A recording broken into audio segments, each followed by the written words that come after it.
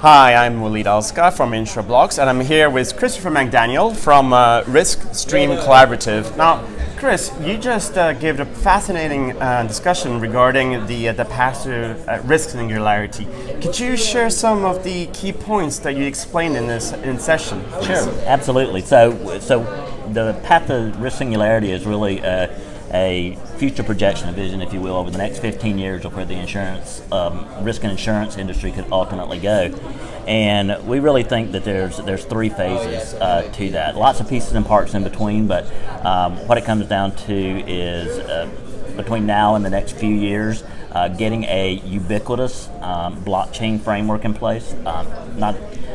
Blockchain is not even the important thing. The point is a sharing foundation that is utilized globally across insurance sector and cross geographies is key.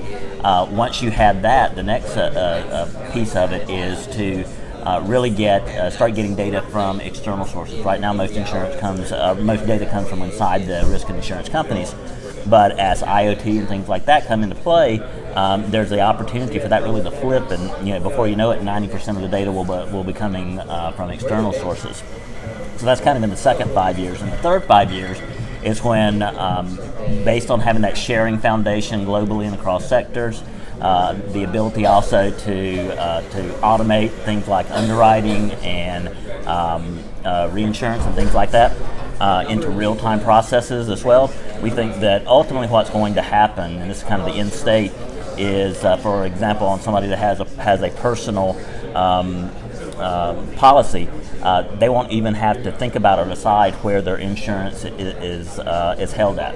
What they'll do is they'll put $10,000 into a pool for their insurance at the beginning of the year, and then based on input from devices and third-party sources and whatnot, their insurance application will fluctuate depending on their needs. So, for example, that if that person is sitting in their house all weekend, well, their life insurance can be very low.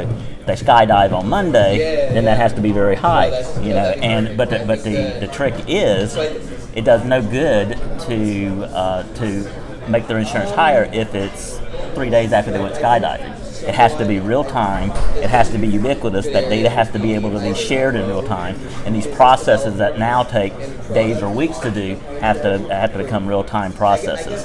So, not only could that amount of insurance fluctuate from a life insurance standpoint, but it's the same thing from a transportation standpoint. We may have ubiquitous cars by then, who knows, or self-driving cars. But the same could apply to transportation. If you're not moving, if you're sitting still, your transportation coverage goes down. If you're on the bullet train, to wherever, it goes up. If you're in the air in a jetliner, then your insurance adjusts automatically for what you're doing.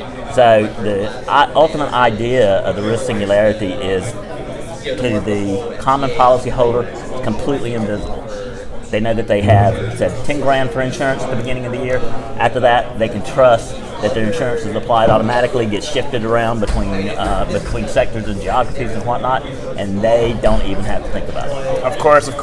Now, we read Lloyd's Blueprint 1 in terms of the future of basically what insurance could look like. And it was interesting because that's one school of thought, that you can have those data marketplaces with centralized institutions managing it with a bunch of APIs. And then there's other school of thought which is more pioneered by the digital organizations, whether it's Google, Facebook, or Amazon, which seems to have a slightly larger data set, and their approach is slightly different.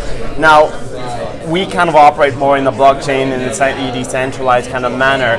Do you believe that with this explosion of data, as you said, by IoT and accelerated by 5G, that we're going to come to a point where we really need to look at away from centralized kind of infrastructures, that we need to have this more decentralized approach? I think there's definitely the opportunities for that. I think that, from a insurance carrier standpoint, from a broker standpoint, frankly, I think that over the next 15 years, all of the roles are going to evolve dramatically.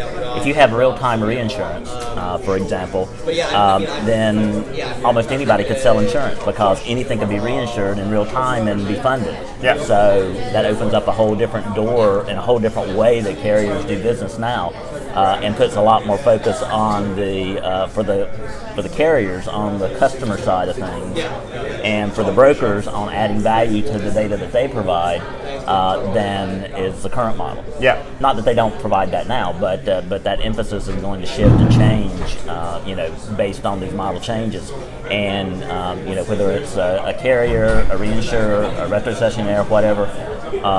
Everyone needs to be taking a step back and looking at the art of the possible, what can be done in the future. Everything that we're predicting with the the path to risk singularity is probably not going to happen, and probably not going to happen on the time frame that we're talking about.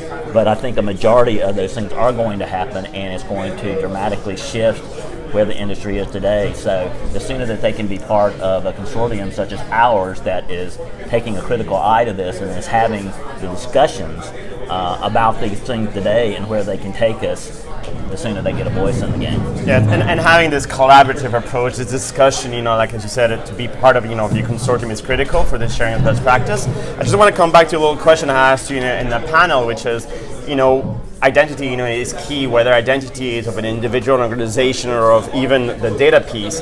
And I completely agree with your answer. You can't yourself build your identity solution because a banking solution will have another one. Exactly. But then there is networks, self-sovereign identity networks built, like for example, by Sovereign, which are looking at these kind of cross-industry kind of solutions. Sovereign, Secure Key, some of the others that are out there. Yeah, who knows which one of those will wind up being, the predominant one in the future. But it really needs to be somebody that's focused cross-industry from that standpoint.